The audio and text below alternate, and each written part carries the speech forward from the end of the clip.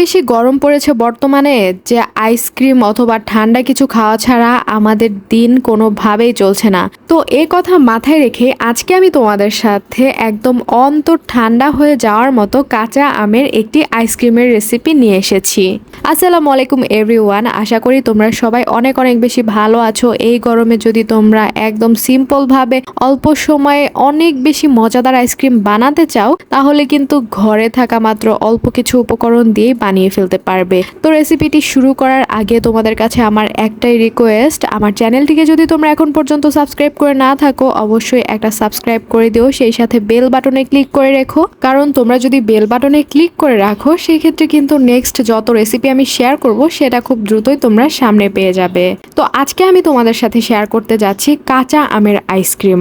বাজারে তো আমরা বিভিন্ন ধরনের ফ্লেভারের আইসক্রিম খেয়ে থাকি, তার মধ্যে দেখা যায় যে বাজারে ওভাবে আমরা কাঁচা আমের আইসক্রিমটা সচরাচর পাই না, বা কেউ বানায় না, বা কোনো কোম্পানি হয়তো বা এখন পর্যন্ত এটা নিয়ে এসেছে কিনা বাজারে আমি আসলে জানি না। তো যাই হোক, আমি আমার মতো করে তোমাদের সাথে শেয়ার করতে যাচ্ছি। আর কাঁচা আম কিন্তু এমনিতেই আমরা খেয়ে ফেলি লবণ দিয়ে অথবা চিনি দিয়ে মাখিয়ে, আর আইসক্রিম যদি বানানো হয় কতটা মজা হতে পারে সেটা আমি তোমাদের হাতেই ছেড়ে দিলাম, তোমরাই চিন্তা করে দেখো। তো এই আইসক্রিমটি বানানোর জন্য প্রথমেই আমি এখানে 3টি কাঁচা আম নিয়ে নিয়েছিলাম, যেগুলো আমি খুব ভালো মতো সুন্দরভাবে সিদ্ধ করে নিয়েছিলাম। তারপর একটু ঠান্ডা করে এটার খোসাগুলো সব ছাড়িয়ে নিচ্ছিলাম। আমার চ্যানেলে কিন্তু আমি তোমাদের সাথে আরও 2টি আইসক্রিম শেয়ার করেছি যেটি তোমরা খুবই পছন্দ করেছো। এক ছিল দুধ দিয়ে কুলফি মালাই, যেটার একদম সহজ এবং শর্টকাট ওয়ে ছিল, এবং আরেকটা ছিল তেঁতুলের আইসক্রিম।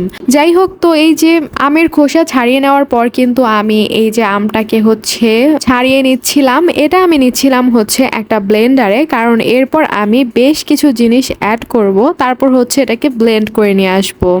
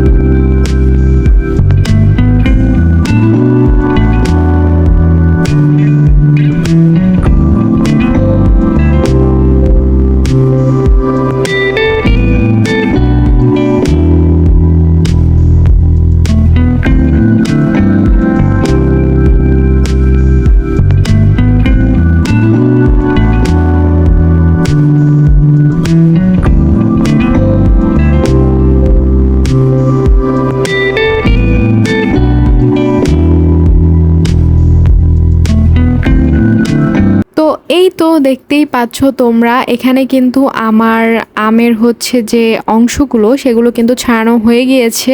তারপর এখানে আমি দিয়ে দিয়েছিলাম সুন্দর ফ্লেভারের জন্য পুদিনা পাতা। পুদিনা পাতাটা কিন্তু তোমরা অবশ্যই দিবে, না হলে কিন্তু টেস্টটা পাবে না আর কি। আর আমি এখানে একটু বেশি দিয়ে ফেলেছিলাম, তোমরা চাইলে একটু কমও দিতে পারো। আমার আবার পুদিনা পাতার ফ্লেভারটা বেশি ভালো লাগে তাই একটু বেশি দিয়েছি। এরপর একটুখানি লেবু চিপড়ে দিয়েছিলাম। লেবু দিলে আসলে ফ্রেগনেন্সটা অনেক বেশি সুন্দর হয়, এজন্যই মূলত লেবুটা দেওয়া। তো এই পর্যায়ে স্বাদের ব্যালেন্স আনার জন্য দিয়ে দিয়েছিলাম বিট লবণ। তোমরা চাইলে সাদা লবণ, যেটা নর্মাল সল্ট যেটা আমরা খাই তরকারিতে, সেটাও দিতে পারো, কোনো সমস্যা নেই। তবে বিট লবণ দিলে ফ্লেভারটা একটু বেশি ভালো হয় আই গেস। তারপর দিয়ে দিয়েছিলাম এখানে চটপটির মশলা, মানে চাট মশলা যেটাকে বলা হয় আর কি। আর এরপর আমি এখানে হালকা একটু চিলি ফ্লেক্স দিয়ে দিয়েছিলাম। চিলি ফ্লেক্সটাও কিন্তু অনেক সুন্দর একটা ফ্রেগনেন্স দেয় এবং ফ্লেভার দেয়। আর যেহেতু আমি আইসক্রিম করছি সেজন্য আমি আরও এখানে অ্যাড করে নিয়েছিলাম চিনি। চিনির পরিমাণটা অবশ্যই একটু বেশি দিতে হবে, কারণ আইসক্রিমে কিন্তু চিনির পরিমাণ এমনিতেও বেশি দেওয়া হয়, আর আমি কিন্তু আজকে টক জিনিস দিয়ে করছিলাম, সো সেক্ষেত্রে চিনির পরিমাণটা বেশি রাখতে হবে, তাহলে যে এক্সট্রা টক সেটা কেটে যাবে। তো তারপরেই যে দেখো আমি ব্লেন্ড করে নিয়ে এসেছি। ব্লেন্ড করার পরে আমি একটা বাটিতে ঢেলে নিচ্ছিলাম। তারপর আমি ওই যে সিদ্ধ করে রেখেছিলাম যে পানিটা দিয়ে, আমের যে পানিটা ছিল, যে পানিতে সিদ্ধ করেছিলাম, সেই পানিটা আমি আমি এখানে দিয়ে একটু লিকুইড করে নিব আর কি। যেহেতু আইসক্রিম সো একটু লিকুইড তো হতেই হবে, একদম ব্লেন্ড করাটাই তো আর আমরা মানে হচ্ছে দিতে পারি না।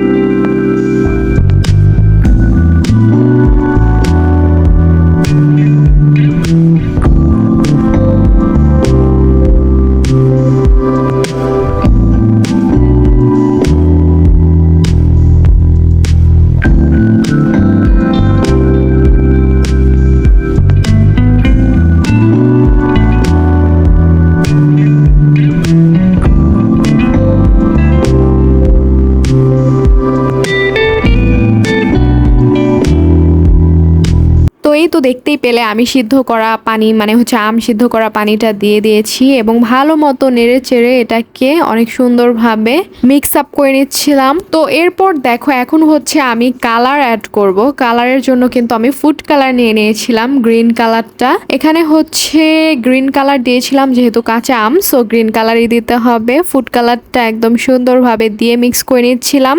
তোমরা যে যেমন কালার পছন্দ করো, কেউ হয়তো হালকা কালার পছন্দ করো, আবার কেউ হয়তো গাঢ় কালার পছন্দ করো, সেই হিসাব করে কালারটা অ্যাড করবে।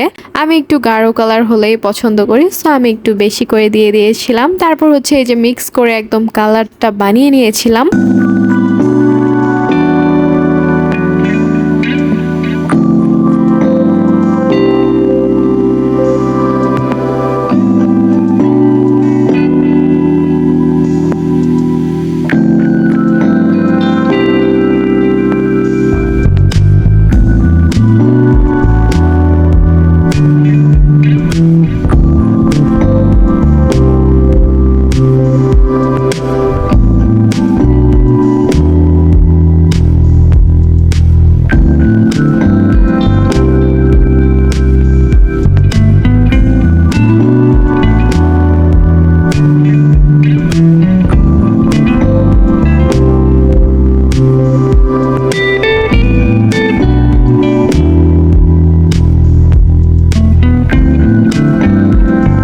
এই যে আমার আইসক্রিমের যে লিকুইড এটা কিন্তু রেডি করা শেষ। এখন হচ্ছে আমি যে মোল্ড বা ডাইস যেটাই বলো না কেন সেটাতে হচ্ছে ঢেলে নিব।